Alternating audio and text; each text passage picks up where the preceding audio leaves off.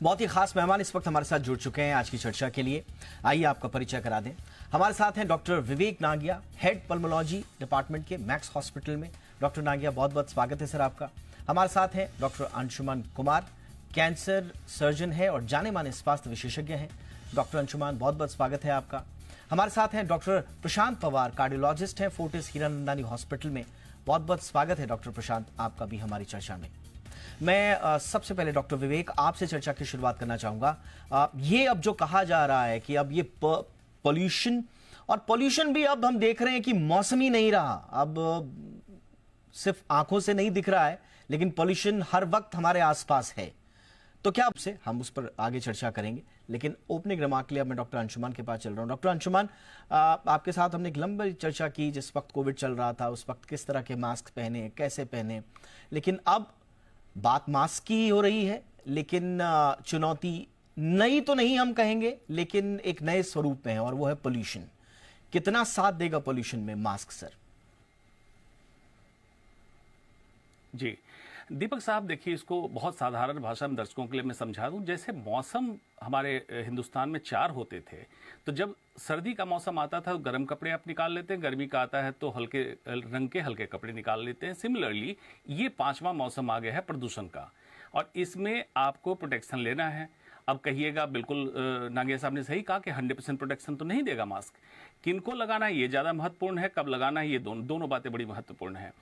High risk group पे जो है उनको प्रोटेक्ट हमें करना। कार्डियक इलनेस, जिनको हार्ट की तकलीफ, लंग की तकलीफ, और प्रेग्नेंट गर्भवती महिलाओं, क्योंकि उनके बच्चे पे, गर्भ में पल रहे बच्चे पे बहुत बुरा असर होता है।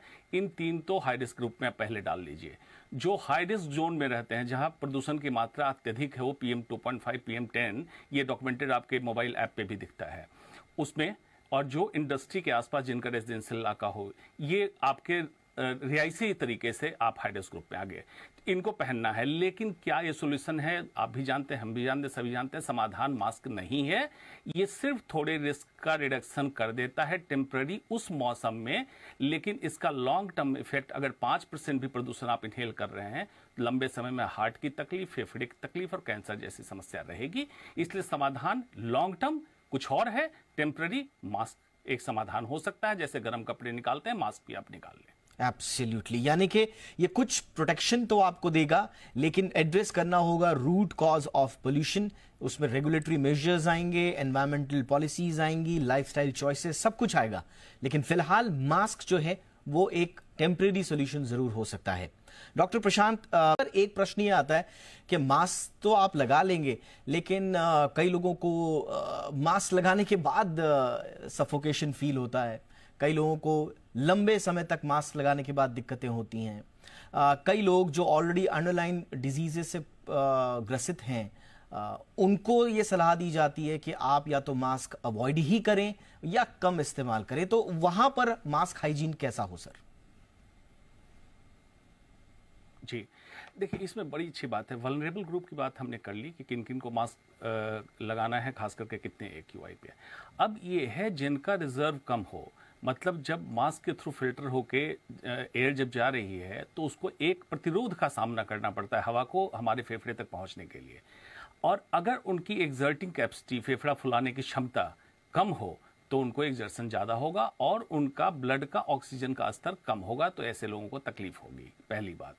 दूसरी बात, कुछ लोग समझते हैं आउटडोर एक्टिविटी, एक्सरसाइज करने के लिए मास्क लगा कर लें। बिल्कुल ये गलत है, क्योंकि एक्सरसाइज जब आप करते हैं तो आपके ऑक्सीजन की रिक्वायरमेंट बढ़ती है, और मास्क लगा के बिल्कुल ना करें। तो इंडोर अगर कर सकते हैं तो करें, मास्क लगा के खेलना, बैडमिंटन खेलना या साइकिलिंग करना, ये बिल्कुल गलत चीज़ है।